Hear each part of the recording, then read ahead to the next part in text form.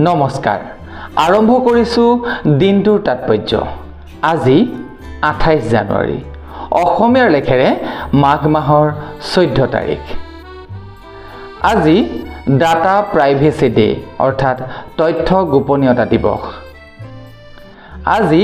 আৰ্মেনিয়াৰ সেনা দিৱস 1865 চনৰ আজিৰ দিনটোতেই ভাৰতৰ প্ৰখ্যাত স্বাধীনতা সংগ্ৰামী লালা লাজপত ৰয়ৰ জন্ম হৈছিল 1930 চনৰ আজিৰ দিনটোতেই ভাৰতৰ প্ৰখ্যাত তবলাবাদক তথা সংগীতজ্ঞ যশৰাজৰ জন্ম হৈছিল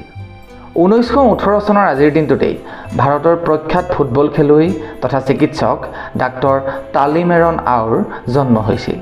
1937 চনৰ আজিৰ দিনটোতেই ভাৰতৰ প্ৰখ্যাত নেপথ্য কণ্ঠশিল্পী সুমন কল্যাণপুৰৰ জন্ম হৈছিল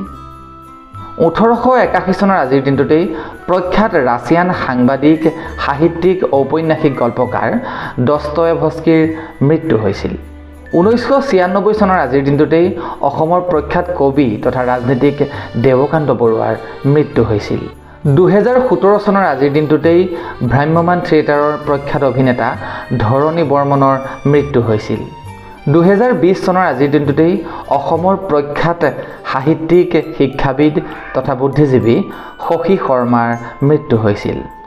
2017 চনৰ আজিৰ দিনটোতেই প্ৰখ্যাত ভাৰতীয় আমেৰিকান লেখক ভাৰতী মুখাৰ্জীৰ মৃত্যু হৈছিল 1894 চনৰ আজিৰ দিনটোতেই প্ৰখ্যাত পথৰুঘাটৰ ৰণ সংঘটিত হৈছিল অসমৰ দৰং জিলাৰ মঙ্গলদৈ চহৰৰ পৰা 16 কিলোমিটাৰ নিলগত অৱস্থিত